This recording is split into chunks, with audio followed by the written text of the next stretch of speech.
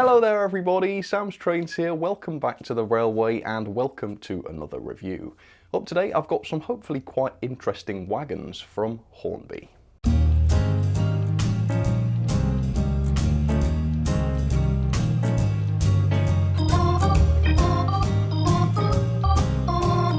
As you probably remember, when Hatton's had a major Hornby sale a few months ago, I bought quite a lot of stuff. And you've already seen quite a few of the locomotives that I bought during that sale, but what I haven't really gone into yet is some of the rolling stock I bought. So today we're going to take a look at that. Today's wagon then is this. It is the Hornby 20-ton coke hopper. And on Hornby.com, these hoppers have an RRP of £27.99, which needless to say was too expensive for me to ever justify trying one of these. But in that Hatton sale, these things were available for just £14, and so I picked this one up. And these date back to the LMS, who built a couple of hundred of them, and then private industry built a few, and then British Railways took the design, modified it very, very slightly, and they produced thousands of these things. More on that later on. But anyway, I thought £14, that seems like a really good reduction. I'm going to get a few of these, and here's a few more of them, as you can see in different liveries. And then I got to thinking, you know what, these are really quite cool wagons. I like these things. I'm going to try and build a bit of a rake of them. And then this happened. So I've somehow ended up with about 13 of these. So today we're going to be getting these out. We'll take a really close look at some of them. Obviously, I'm not going to show you 13 up close because that would be dull. Obviously, given the RRP, I'm expecting them to be relatively well detailed and high spec wagons, that's for sure.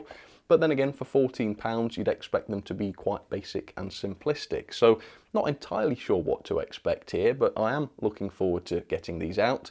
Looking forward to seeing all 13 of them together on the track. Might get a BR or an LMS locomotive to haul them, and hopefully it will be a good time. So come along with me, let's take a look.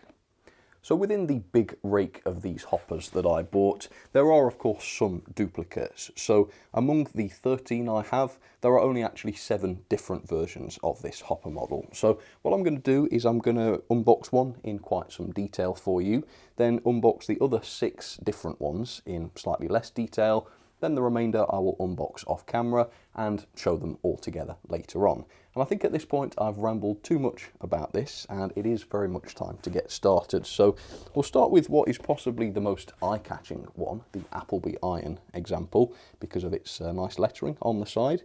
Let me show you the end of the box. So the product code for this one is R6821A. It is the Appleby Iron Company. It's a 20-ton coke hopper and it's number 1162. So for the first time, let's crack in and take a look at what the Hornby 20-ton coke hopper is like. And first observation, it's quite difficult to open the box. Blimey, I'm going to do my fingers in today, aren't I? Right, accessories? No accessories with these. So we'll get straight in and take a look at the wagon, I reckon. Here we go. So for the first time I'm seeing a bit of interior. That's quite impressive. Yeah, wasn't quite sure what I was going to get in terms of interior, but it seems quite a bit, which is good. So really, this seems actually very, very decent. The level of detail is clearly really excellent. I would say even for the full price, this doesn't seem like too much of a bad deal. And also because it's got this sort of empty space inside it, it's not filled in with weight or anything, you might expect this to be quite a light piece of rolling stock, but it's not too bad. Nice metal wheels, of course. The underframe detail is clearly very, very good. Yeah, for £14, this seems great. We'll definitely take a much closer look at this in just a second, but obviously we've got quite a bit to do today, so let's go in and look at this one. So this one on the end of the box is product code R6822. This is a BR example, 20-ton coke hopper, and it's B448144. Let's pull this one out. All right, looks like we've got a slightly different livery this time. Let's have a look at this. So yeah, I mean, different things are standing out on here. We've got the handrails, which are white this time around. Different coloured interior as well. I do like the extra cream paintwork we've got. Yeah, and we've got some black on the underframe as well, which is very different. So already two very different looking models because of the difference in decoration, which is awesome. So there you go, that's the second example. Up next, again, a completely different livery this time. End of the box, so this is product number R6837. This is a BRX LMS, so that suggests that this is an earlier example. 20-ton coke hopper wagon, and this one's number 447526. I quite like this livery as well. I think it's possibly one of the simpler ones we've seen so far, but there's quite a bit to be said for that. And I do think I've only got one of these. Yeah, I think this one must have sold a bit better, because I did try to get two of each example, but I obviously didn't with this. So let's pull this one out, see how this one differs. So again, it seems to be the same model with a reasonable amount of weight, but yet again looks considerably different because of the livery on this one, which is kind of a brown and cream, a bit Great Western coach-esque, except not at all. Yeah, these are decent though, and in fact, you know the running plate on there? I believe that's die-cast, actually, which I didn't notice a second ago. Yeah, but that explains why these are reasonably heavy. Really decent quality, I reckon. Yeah, that's not bad at all. All right, so let's have a look at another one. This is another Appleby iron one, but I believe it's got a different running number on it. So let's just pull that one out very quickly, because I realise that these are quite samey, aren't they? So yeah, let's get straight in with that. So yeah, it looks like the same livery as the first one we looked at, but this is number 938 rather than 1162, I think it was. So yeah, slightly different. Again, nice die-cast chassis, reasonable weight to it. We've got another one here. I think this is slightly different to the ones we've seen so far. So end of the box time. So this one is R6838A. This is a BR1 20-ton coke hopper, and it's number 447483. Right, let's pull this one out. Yeah, you know what? Something told me that I would quite like these hoppers. So I'm really glad that I went all in and bought a decent rake of them, because now I've got a whole new option when I've got a British Railways or LMS loco to review. You know, I can pull these hoppers out and they ought to make a decent rake together. So there you go. I like this one actually, a bit of grey on there with the cream upper section, and underneath we've got the grey and the black. Yeah, it's quite nice that. I do like these hoppers very much. We will have a much closer look at these shortly. Then we've got another one. Yeah, this is very similar to the one that we looked at earlier, so I'm going to just pull this one out quick and just show it to you. So again, I think this is going to be basically the same model that we saw earlier on with the red squares on it, except it's probably just got a different running number. But yeah, there it is. Yeah, seems to be fine. White handrails again, grey lower body, creamy upper section. Seems to be reasonably well painted too, which is nice. And then finally, we've got another BR1, which is the same as the other BR1 I looked at, I think, but this one is R6838, and this one's number 447479. So there's a great variety of different versions of the same model, isn't there? Which is great to see. Okay. Yeah, there it is. So again, this is another one with the grey lower body and the cream upper section. Yeah, looks absolutely fine. They look like really good models. For £27, maybe a little bit steep, but altogether not unreasonable. For £14 right now, very happy indeed. So I'm going to get the rest of them out of their boxes. I'm going to show one of them to you up close, probably the Appleby iron one, because that's the most interesting in terms of livery, I think. Then of course we'll put them all together on the track and do some performance, and fingers crossed these will perform well too. Anyway, a little bit of background on these for you. So as I said earlier on, 200 of these hoppers were built by the LMS under diagram 1729, although many more were built by various private industries. These lasted in service until the 1960s, having been inherited by British Rail. BR also built their own hoppers derived from this same design, of which there were thousands and thousands. So all in all, between the slightly different but largely similar designs, these hoppers really were very numerous indeed. So there you have it, just one of the Hornby 20-ton coke hoppers up close and personal for you. And as I'm sure you can tell, yes, these are genuinely very decent models. I'm actually quite impressed by how detailed they are, and I've even noticed some tooling variations between the different wagons I've got here. For For instance, if I show you these two ends, you can see they're quite different in the handrails, the steps, and in fact the whole design of the end is completely different between these two, which I wasn't necessarily expecting. Quite a complex tooling suite then among these different wagons. Also, thanks to the die-cast metal running plate, the weight of these hoppers is far from terrible. These come in at 41 grams, which is actually exactly the same as the much larger ICI hoppers from Oxford Rail, and of course they had twice as many sets of metal wheels on them than these Hornby ones do, so that is just awesome. It is a Hornby model though, of course, and therefore the quality isn't absolutely excellent, and because I've bought so many of these, I can say that to you with certainty without worrying whether I've just gotten unlucky with one or two examples. So yeah, I've noticed quite a few very minor quality issues between the different hoppers I've got here. You've got the odd bit of detail which isn't fitted 100% correctly with the handrails or perhaps the interior detail. You've got quite a bit of glue visible, in fact on this Appleby example. Yeah, we've got a big glob of it there near the handrail. This buffer is shining with glue.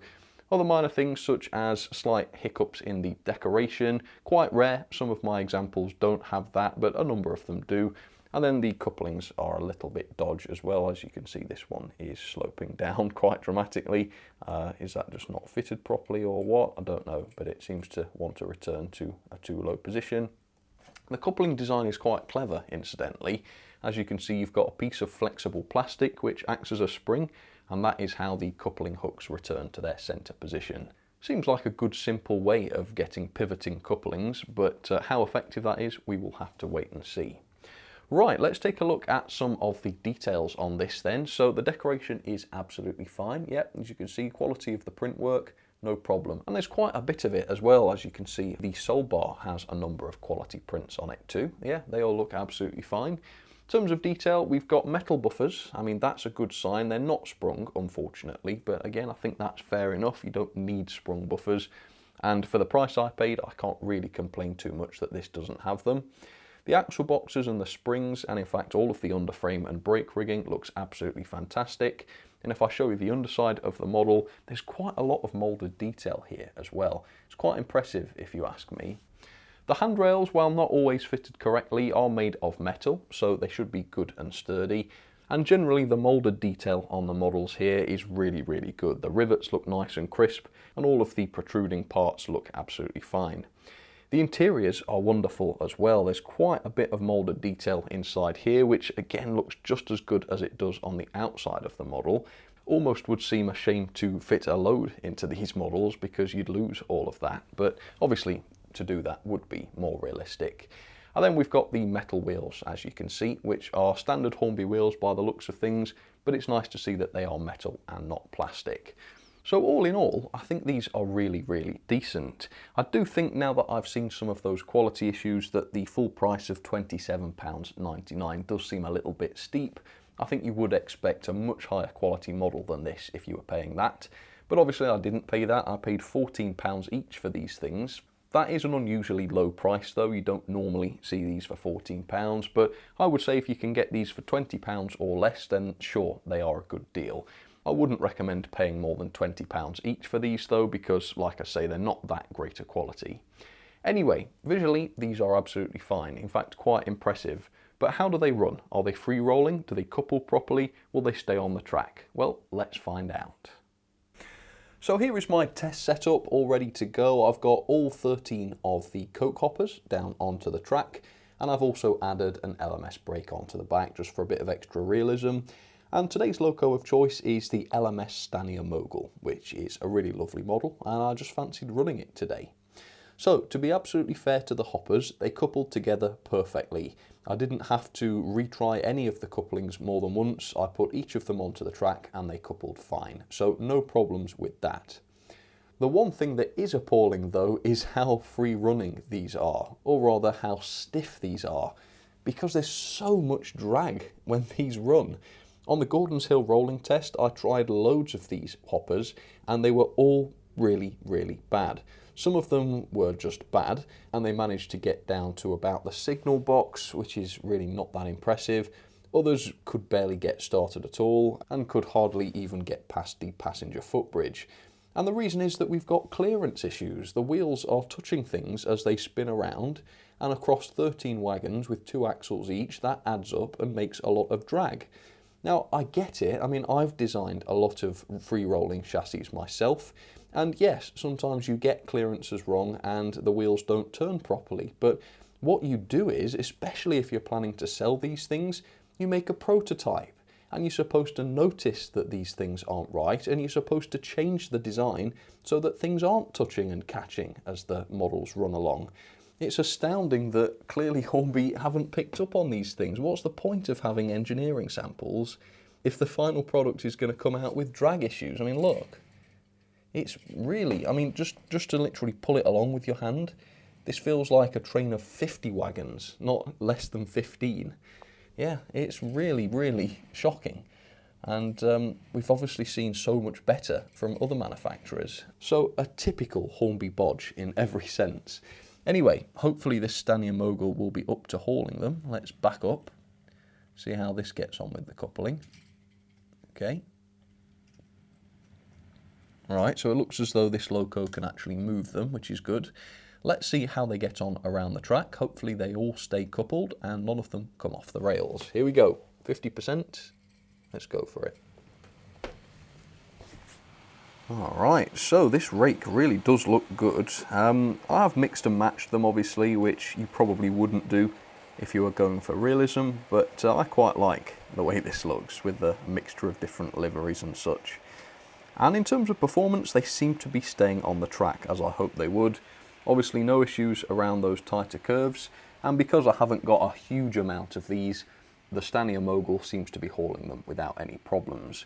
Do bear in mind though, you won't be able to haul as many of these hoppers as you might expect, because the drag on these models is so much greater than you would normally see on a piece of rolling stock. So that's quite disappointing, but at least they perform as they should, at least for the most part. So generally speaking, yeah, for £14 each, these are really impressive. They look the part, the quality is okay. I mean, they do have die-cast chassis, which is not that common, and we've seen a lot smaller and more expensive models than these that just have plastic chassis and bodies. So, you know, I want to recognise that, that's very good. And similarly, we've seen a lot more expensive models than these that have wobbly wheels and couplings that don't function properly, etc, etc. So, as much as these are not perfect, they certainly seem to do the job, and for the price I paid, I have very few complaints at all. Well, this ought to be interesting, didn't it? I'm going to try and do the reverse points test. I'm not too sure what to expect here because, of course, they do seem to run perfectly fine on the normal layout, but they do have a slightly unconventional coupling design, and there are strange things going on with the wheels in terms of clearance, so no idea what's going to happen here. Let's find out though. I'm not going to go too fast. Just go fairly steady, and let's see how we get on. Obviously there's a lot of wagons to try here, so yeah, it's quite a big ask for them all to stay on, but hopefully they will, and so far it's looking good. Yeah. Loco as well.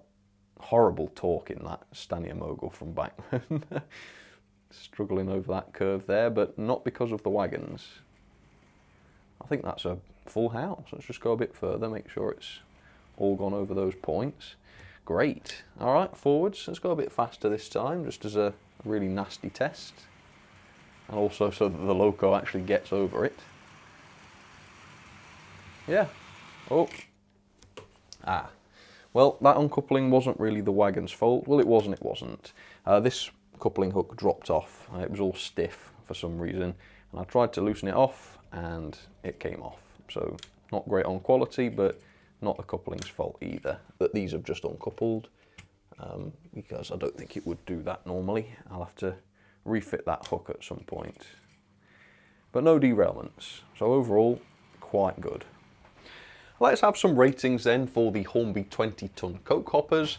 The level of detail for me I thought was really, really good. I've given it 4-star, a lot of moulded detail, several separately fitted parts. I think they really went above and beyond on the underframe and also the interior. Very, very good. Still lacking sprung buffers though. I like to reserve the 5-star for models that have that feature, as useless as it is. I just think it's cool. And I can't give it 5-star anyway because it's missing a basic detail such as the screw link couplings to put on the hooks. But yeah, generally the level of detail, fine. The performance I've given 3.5 star, again it's fine, they are quite reliable, the couplings seem to work as they should for the most part. However, they're such stiff rollers, I can't give them 5 star, and a piece of rolling stock hasn't got to do that much to perform well. It's just got to couple properly, stay on the track, and roll freely.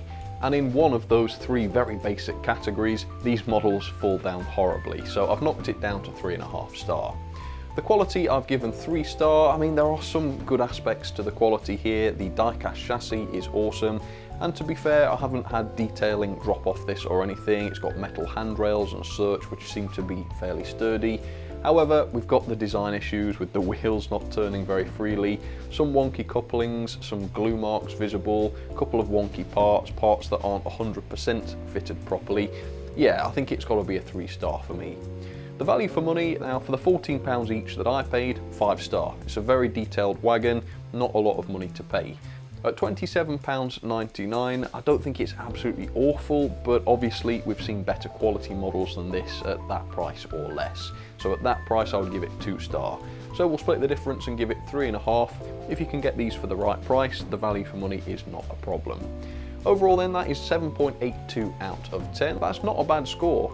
Into the logbook it goes, 6th place above the Athearn Hoppers and below the Oxford GE van. Yeah, actually very, very impressive wagons overall. Well folks, thank you so much for watching this review. Please do comment down below and let me know what you think about these hoppers. Have you ever owned any of these? What was your experience like, if so?